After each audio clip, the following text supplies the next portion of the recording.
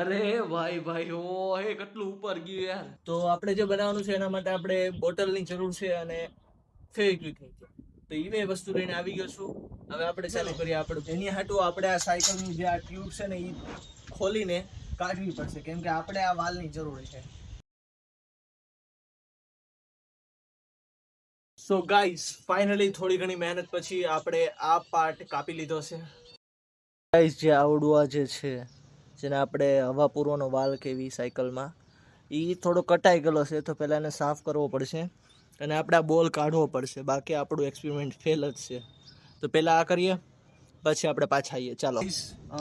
આપણો જે આ વાલ હતો એ હરખો થઈ ગયો છે. આપણે હવે ટાઈમ છે આપણે આ ઢાંકણાની અંદર હોલ પાડવાનો. તો પહેલાં ગાઈસ, આપણે આપણા ઢાંકણાનું કામ પૂરું થઈ ગયું છે અને આપણું સેટઅપ રેડી છે. પણ આ બીજા ટેકમાં છું. પહેલી વાર જ્યારે આપણે ટ્રાય કર્યું ને ત્યારે બાકું તો પડી ગયું હતું, પણ હરખી સાઈઝ નહોતી આવી. તો આપણે બીજી વાર બીજું ઢાંકણું લઈને હરખી રીતે કરી નાખ્યું છે. પેલા મને એમ લાગતું હતું કે ફેવિક્વિક લગાડવામાં હું અઘરી વાત હશે, પણ ફેવિક્વિક લગાડવાના ચક્કરમાં 2 વાર મારા હાથ ચોંટી ગયા. ફેવિક્વિક આપણે એટલે લગાડીએ છીએ કે જેના લીધે છે ને અંદરની જે હવા આપણે પૂરીએ છીએ એ બહાર ન આવે. ફાઇનલી આપણું આખું સેટઅપ રેડી છે. આપણી બોટલે રેડી છે. આપણું આવડું સ્પેશિયલ ઢાંકણું રેડી છે. હવે વારો છે આની અંદર આપણે થોડુંક પાણી ભરવાનું અને પછી ટાઈમ છે ઉડાડવાનું. અને આપણે ઉડાડશું છે એનાથી, તો આવડો હવા પૂરવાનો પંપ હોય ને એનાથી ઉડાડવાના છીએ આપણે. અને આપણે આટલી પોણી જેટલી બોટલ ભરી નાખી છે.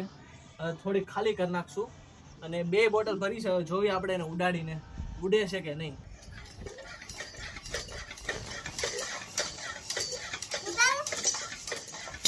તો ગાઈસ, આવું પહેલી વાર ટ્રાય કરીએ છીએ આપણે. થોડીક આમાં હવા પૂરી નાખી છે 40-50% જેટલી. તો હવે આપણે કરી. અરે ભાઈ ભાઈ હે કેટલું ઉપર ગયું યાર. સક્સેસફુલી આપણો પ્રોજેક્ટ થઈ ગયો. હજી આપણે એવી રીતે બાટલો ઉડાડવાના છીએ.